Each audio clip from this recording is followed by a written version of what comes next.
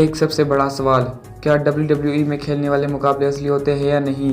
आपने WWE में romance, fight, strategy और एंटरटेनमेंट का ज़बरदस्त कॉम्बिनेशन देखा होगा, लेकिन इन सब के बावजूद फैंस के दिल में कई सवाल होते हैं, जैसे फाइट असली होती है या महज स्क्रिप्टेड ड्रामा?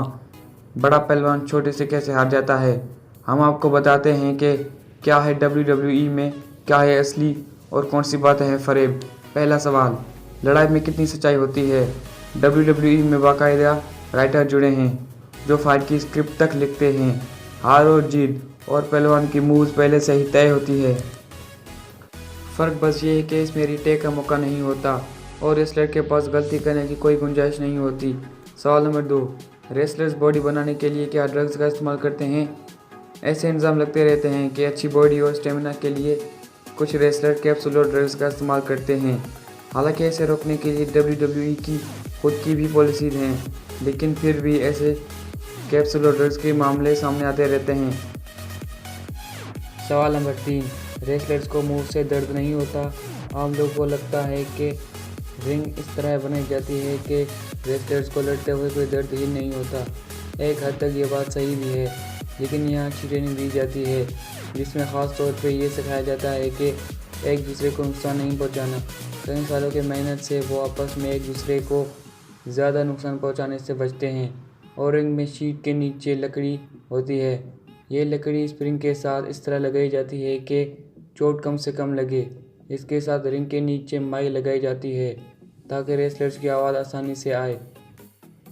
सवाल नंबर 4, क्या हारने पर मिलता है ज़्यादा पैसा?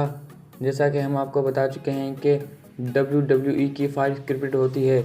इसके लिए रेसलर की फ़ीस भी स्क्रिप्ट और रेसलर की स्टार वैल्यू भी तय होती है, यानी कभी कभी हारने वाले को भी उसके रोल के हिसाब से ज़्यादा पैसे मिल सकते हैं। सवाल नंबर 5, हथियारों की सच्चाई क्या है? आपने देखा ही होगा, रेसलिंग में हथियारों का इस्तेमाल तो होता ही रहता है। 75% हथियार एकदम असली होते हैं। स्टील चेयर, हथौड़ा, सीढ़ी और बाकी हथियार असली होते हैं। रेसलर रेसलिंग स्कूलों में कई हथियारों का सही इस्तेमाल सीखते हैं ताकि इनका इस्तेमाल असली लगे पर चोट न लगे। सवाल नंबर 6, ब्लड और इंजरीज की सच्चाई क्या है? WWE भले ही एक स्क्रिप्टेड हो, लेकिन ऐसे कई वाक़ये हुए हैं जब रेसलर को चोट तक लगी है और वो इंजरीज तक हुए हैं। इनके अलावा ज़्यादातर मामलों में खून असली ही होता है।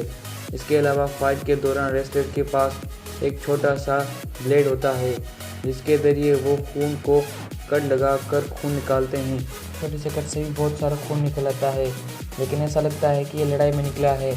पर कभी कभी खून थूकने का इफ़ेक्ट दिखाने के लिए ब्लड कैप्सूल का इस्तेमाल किया जाता है। तो ये थी आपके WWE की सच्चाई। मुझे उम्मीद है आपको ये वीडियो पसंद आई होगी। अगर आपको ये वीडियो पसंद आई हो तो वीडियो को लाइक और कमेंट करें।